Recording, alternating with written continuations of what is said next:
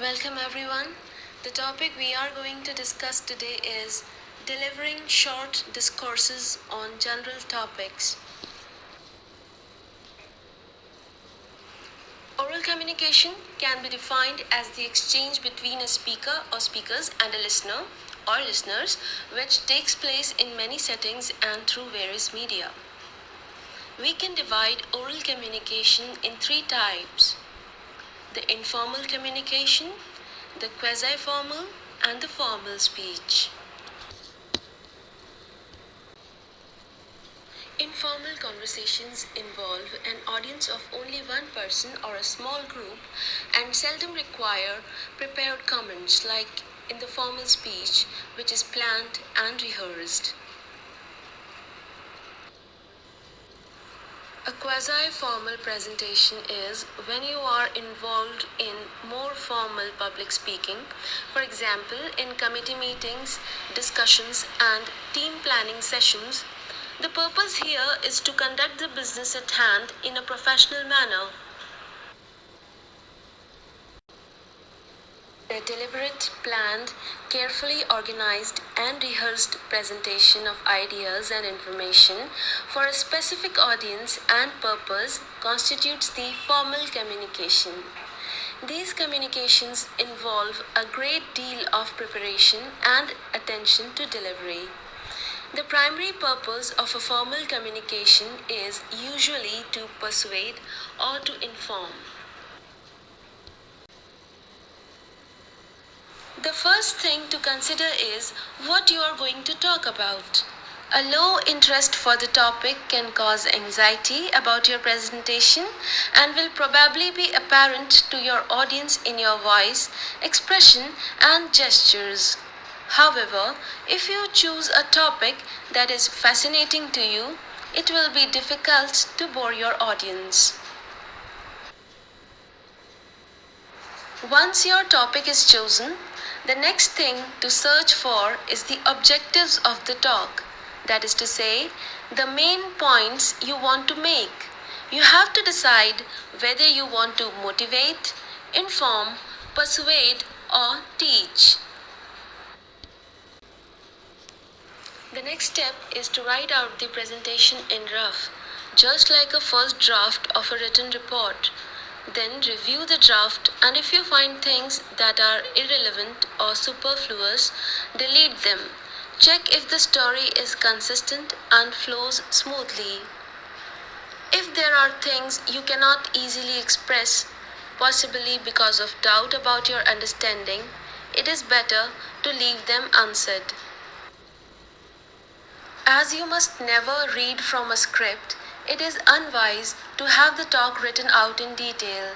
The chances you will locate the thing you want to say amongst all the other text are very low. You should know most of what you want to say. Understanding your purpose and role involves knowing your audience, the occasion, and the expectations of your audience. With regard to the structure, you should organize your presentation according to the guidelines, facilities, and time allocated. Some of the considerations to follow are: prioritize topics and allocate time accordingly. Organize your presentation clearly and simply. Stick to only 3 to 5 main points. The structure of an oral presentation consists of three main parts: the introduction, the body, and the conclusion. Let's see what introduction is all about. The purpose of an introduction is to set the scene and quickly build rapport with your audience and gain their attention. And what we talk about in introduction: first, reason for the speech; second, purpose of the speech; third, sources of data; fourth, method or procedure for gathering the data; fifth, statement of main ideas to be presented. After introduction comes the body of the speech. It is the main part of the presentation. The body must explain, support, and defend the thesis revealed in the introduction. All main points must be covered here. You can use examples and illustrations for statements that are difficult for the audience to understand. You can have 4 to 5 main ideas here, their sub-ideas, and the data related to them. After introduction and the body of the speech comes the conclusion.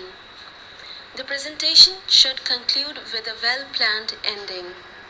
It can be summary of the data, summary of the significance or interpretation of the data, or conclusions and recommendations for action or further study.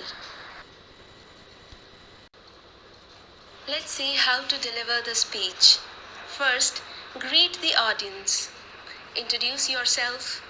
Say what you are going to talk about. Get the audience's attention and interest. You may begin by asking a question, stating a known fact, or making a surprising assertion. Interact with the audience. Look at the audience and interact through eye contact.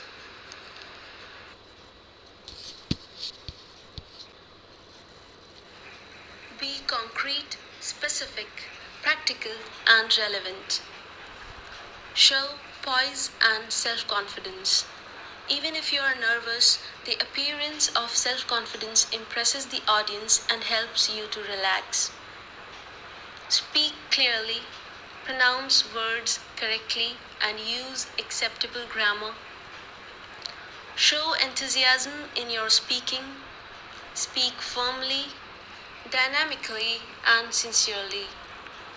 Make sure that each person in the audience can hear you. Be alive, relax, have a pleasant look on your face. Be natural, although not conversational. Be aware of your gestures, tone of voice, movement, and facial expressions.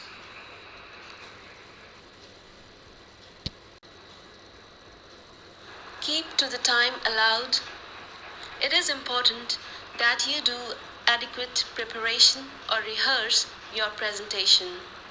Without adequate preparation, it is easy to become nervous. Close appropriately. Your speech should be a rounded whole, and your close may be indicated through voice modulation and a simple thank you.